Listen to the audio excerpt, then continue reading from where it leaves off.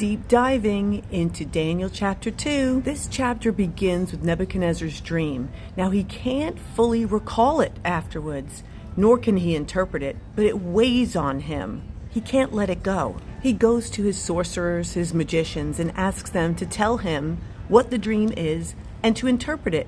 But none of them can do it. None of them. Nebuchadnezzar is so tormented, and that dream weighs on him so much.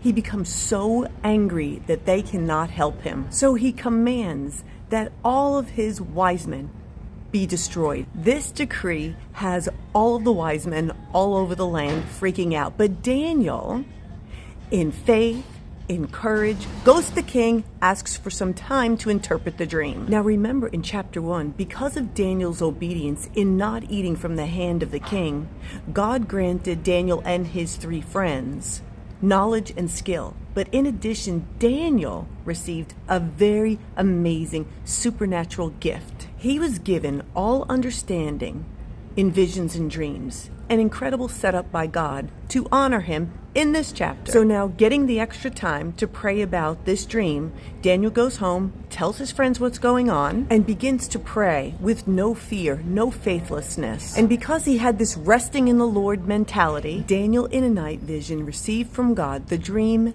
and the interpretation. And what do you think he did next? Do you think he got up right away and ran out to save his skin?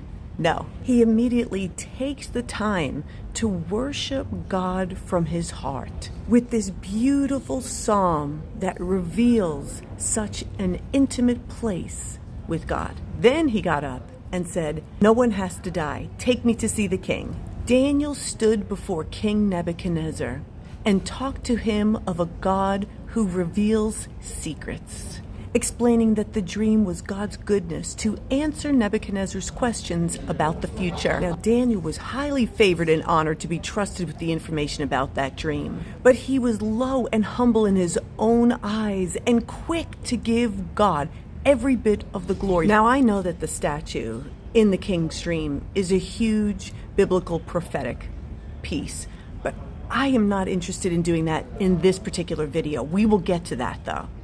Right now, we need to talk about something that is so important and so powerful. First, let's look at what Daniel did for the kingdom of God. Saved himself, saved his friends, saved all the wise men. And of course, without Daniel, we would not have his book in the Bible with all of his end-time revelation that he shares with us. And of course, without Daniel, we would not have had this dream and the interpretation of it to understand end times and the timeline that we're in right now. And none of this would have happened if Daniel had not first been obedient in not eating from the hand of the king. Listen, we don't know the ripple effect on our own lives, on the lives of people around us, on the kingdom of God through our straight up obedience. And look at the ending of this chapter. Did you know that the pagan king Nebuchadnezzar bows down to Daniel? Listen, this isn't just about these two. This is about someone with the character of God.